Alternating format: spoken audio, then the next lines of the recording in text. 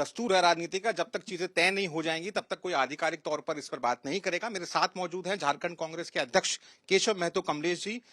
ये कल रात को पहुंचे और आज सुबह सुबह चंपई सोरेन दिल्ली आ गए। आप इस पूरे घटनाक्रम को कैसे देखते हैं, जो पूरी कयास चल रहे हैं कि चंपई सोरेन अब बीजेपी का दामन थाम सकते हैं और नाराज हैं वो कि उनको हटाया गया सीएम के पद से? देखिए, हम लोगों को किसी तरह की कोई उनकी नाराजगी संबंध में कोई जानकारी नहीं है और उन्होंने स्पष्ट तौर पर मीडिया के सामने बयान दिया है कि मैं निजी काम से आया हूं और हम अपनी बेटी के पास उनको देखने के लिए आया हूं।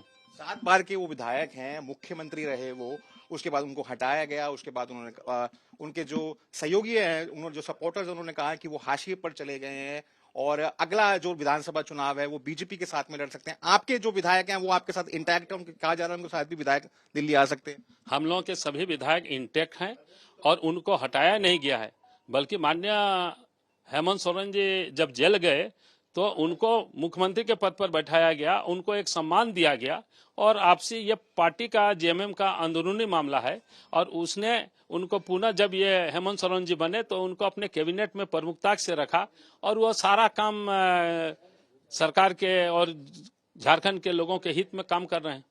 ये भी कहा जा रहा है कि उनकी शिवराज सिंह चौहान से बात हुई, वो शुभेंदु अधिकारी से मिले कलकत्ता के अंदर, हेमंत बिश्व शर्मा के साथ टच में है। इसी प्रकार की पहले बातें सामने आई थी जब गीता कौड़ा को लेकर बातें हुई थी, बाद में फिर वो भी ज्वाइन हो गई। आपको लगता है इन तमाम चीजों से जो जेएमएम और कांग्रेस का जो गठबंधन है उस पर असर पड़ता है? देखिए, ये सारी अफवाहें हैं, हम लोगों को इस संबंध में कोई जानकारी नहीं है कि ये कहाँ मिले, किन से मिले। ये उन्होंने साफ तौर पर कह दिया कि मैं निजी काम से दिल्ली आया हूं, इसलिए उनके बातों पर पूरी ये सबों को विश्वास है और किसी तरह का उसमें अफवाह की कोई बातें नहीं है। तो साफ तौर पर देखिए, ये केशव महतो है, ये कह रहे हैं कि ये सब तमाम चीजें अफवाह है, कांग्रेस पूरी तरीके से यूनाइटेड है और चंपई सोरेन अभी भी मजबूती से जेएमएम के साथ बने हुए हैं। देखिए, इस तरह से जो पूरी अफवाहें उड़ाई जा रही है उसका कोई मतलब नहीं बनता है।